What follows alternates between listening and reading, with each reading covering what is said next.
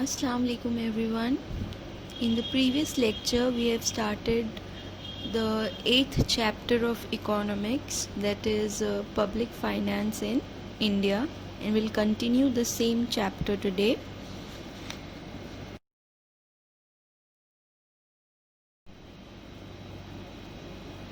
In the previous lecture we were doing structure of public finance, and we have seen the first part of it, that is public expenditure. Moving forward, today we'll study another part of the structure of public finance, that is public revenue.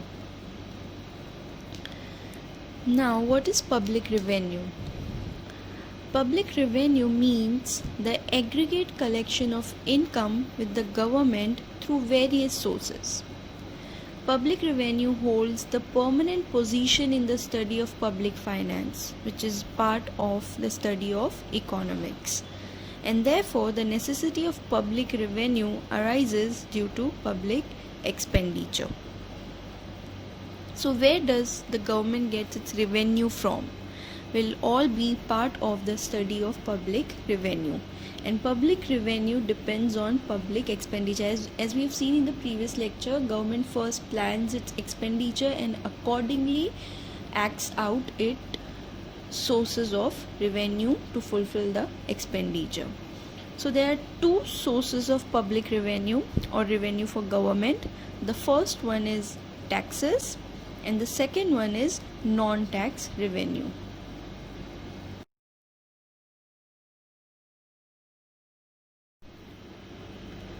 The first source of public revenue is taxes. There are different definitions given by different economists. We'll see one of the definitions given by Professor Seligman. So, according to Professor Seligman, a tax is a compulsory contribution from the person to the government without reference to special benefits conferred. That means the part of income which is paid by an individual to the government is called as tax. It is indirectly a contribution from a common man towards the government expenditure. So the tax collected or part of income collected by government is called as tax. There are different characteristics of tax. It is compulsory contribution to the government, and every citizen of the country is legally bound to pay the tax imposed upon him. It is a major source of revenue to the government. If any person does not pay a tax, he can be punished by the government. Tax is paid by a taxpayer to enable government to incur expenses in the common interest of the society. This tax paid by common man to the government is used by the government for its different expenditures. The payment of a tax by a person does not entitle him to receive any direct and proportionate benefit or services from the government in return of the tax. That means it is the obligation that has to be paid. There are no returns on taxes paid by the layman. It does not get any profit or any dividend in lieu of tax. Tax is paid as a part of income to the government without expecting any returns. Tax is imposed on income, properties, commodities, and services. So, different taxes, we'll study the types of tax moving forward.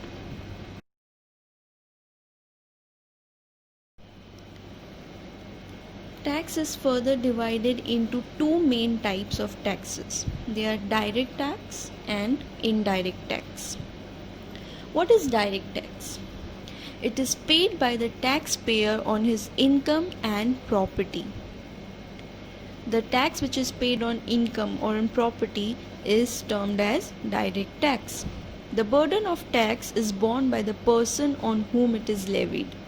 As he cannot transfer the burden of the tax to others, Impact and incidence of direct tax falls on the same person. That is, the person who is earning the income is liable to pay tax. The example of direct tax could be personal income tax, wealth tax, property tax, and so on.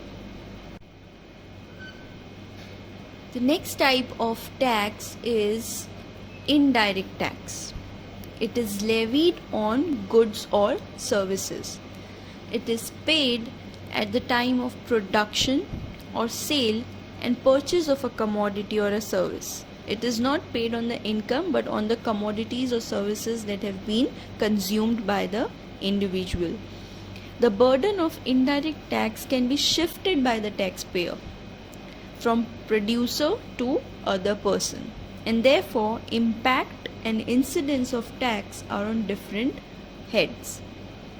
The example of indirect tax could be the newly implemented goods and service tax in India, which has replaced almost all indirect taxes.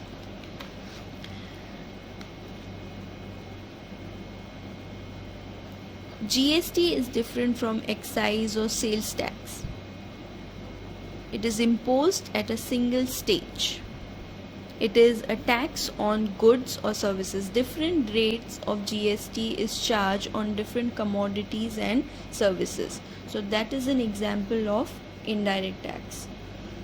So these are the two types of taxes, direct tax and indirect tax, which is a form of or source of public revenue for the government.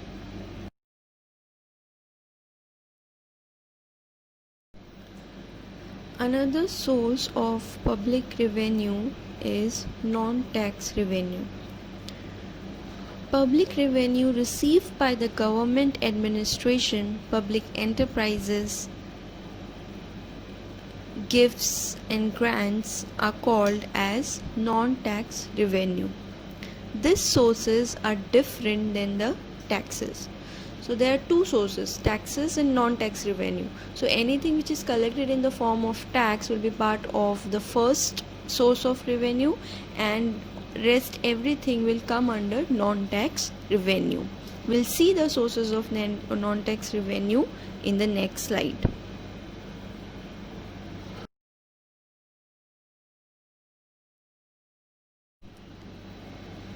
There are different sources of non-tax revenue. The first one is fees. A tax is paid compulsorily without any return service, whereas fee is paid in return for certain specific services rendered by the government. So any service which is provided by the government and fees and a certain amount is collected against that, that will be termed as fees, and it is a source of non-tax revenue. Example could be education fee, registration fees, and so on. Another source of non-tax revenue for the government are the prices of public goods and services. So modern governments sell various types of commodities and services to the citizen. A price is a payment made by the citizen to the government for the goods and services sold to them. For example, railway fares or postal charges. Common man use these services and or commodities, and against that they pay a certain price, which is a source of non-tax revenue for the government. The next one is fines and penalties. The government imposes fines and penalties on those who violate the laws of the country. The objective of the imposition of fines and penalties is not to earn income but to discourage the citizens from violating the laws framed by the government. It is imposed as a punishment for the common man who breaks the rules or laws and regulations of the land. It is not imposed for earning income, rather it is imposed as a punishment so that this common man is discouraged from breaking the laws. The examples could be fines for violating the traffic rules. This source of income is small but is a part of non-tax revenue. Another source is gifts, grants, and donations. The government may earn some income in the form of gifts by the citizen and others. The government may also receive grants from the foreign governments and institutions for general and specific purposes. Foreign aid has become an important source of development finance for a developing country like India. However, this source of revenue is uncertain in nature because you don't know whether somebody will give a donation or a gift or not. It's not a stable form of income. The example could be the donations made to the government in times of natural calamities like earthquake or floods. There are celebrities, there are people who donate to the government so that aid or help could be provided to the affected areas. The next source is special assessment or special levies. The payment made by the citizen of a country, of a particular locality, in exchange for certain special facilities given to them by the authorities is known as special assessment. The example could be local bodies levy a special tax on the residents of a particular area, say road tax, water supply tax. All this is imposed and is a part of non-tax revenue. Special levies, this is levied on those commodities the consumption of which is harmful to the health of the citizen, like fines and penalties. The objective is not to earn income but to discourage the consumption of harmful commodities by the citizen. For example, duties levied on wine, opium, and other intoxicants. So special assessment is the tax which is collected on the local on the facilities provided by the government in the local areas, whereas special levies is a form of fine or penalty which is imposed on products which are harmful for the citizen. And the idea here is to discourage the citizen for using that particular product. So both these are a form of non-tax revenue for the government. Borrowings. The government can borrow from the people in the form of deposits, bonds, and so on. It also gets loan from foreign governments and organizations such as International Monetary Fund, World Bank. Loans are becoming more and more popular source of revenue for the government in the modern times. The example could be taken of the current scenario. India has taken $1 million loans from America for development purposes. So this is a form of borrowing and it is a source of revenue for the government, a non-tax source of revenue for the government.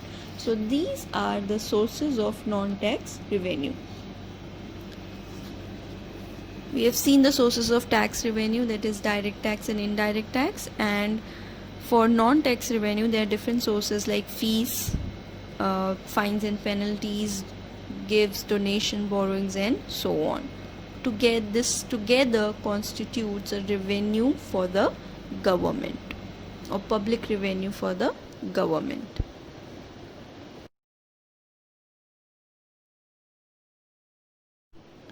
Moving forward, we have seen the two parts of the structure of public finance, that is public expenditure and public revenue.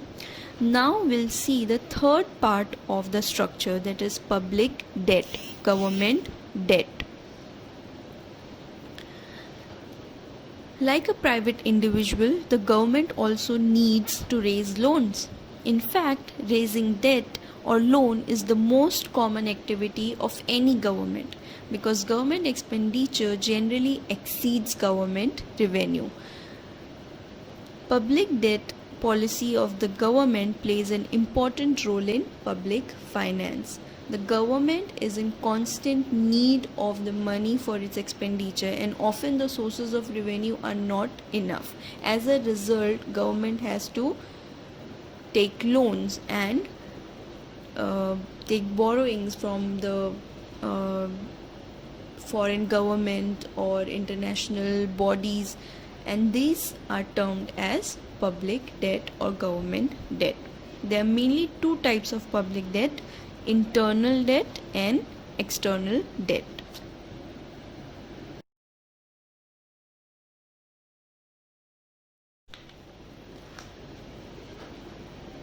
We will see a distinguish between internal debt and external debt. What is internal debt? When a government borrows from its citizens, banks, central bank, financial institutions, business houses within the country, it is known as internal debt. However, when a government borrows from foreign governments, foreign banks or institutions, international organizations like International Monetary Fund or World Bank, it is known as external debt. So the loan raised within the economy is called internal debt, whereas the loan raised outside the economy is called external debt. Another point of differentiation is the nature. Internal debt is voluntary or compulsory in nature. Sometimes business houses or financial institutions have to compulsorily pay a certain amount to the government, and therefore this point is there, that is, it is voluntary or compulsory in nature. However, external debt, that is debt or loan from outside the country, is voluntary in nature. It is up to the international government, foreign government or international bodies to give loan or not to give loan. So it is voluntary in nature.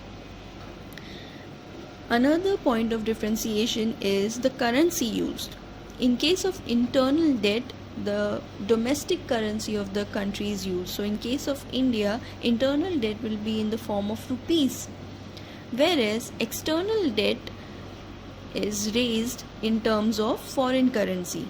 In case of external debt, foreign currency is used. So if you are taking loan from America, it will be in terms of dollars. The management. Internal debt is less complex as far as management is concerned, and external debt is more complex. Why so? Because internal debt is raised within the country, so the government has control over the loan giving person or the loan giving financial institution, whereas the external debt is collected from an international body, so there is no government control involved there. Also, management gets more complex. The management of internal debt is less complex and management of external debt is more complex. So these are the points of differentiation.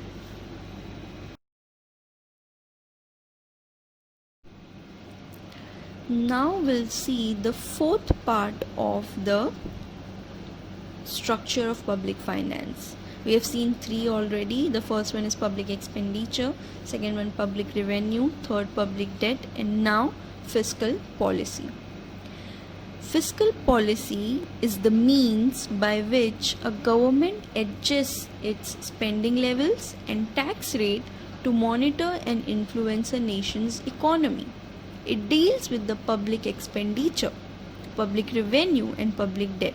So all the three previous part is studied in detail in this particular part, which is called as fiscal policy. So your fiscal policy is nothing but the study of public expenditure, public revenue, public debt. In short, it is the financial policy implemented by the government. It is the guiding force that helps the government to decide how much money it should spend and how much revenue it must earn from the system to keep the wheel of the economy running smoothly. Fiscal policy helps the government to know what is the expenditure, and for fulfilling that expenditure, how much revenue is required and from which all sources that revenue should be collected.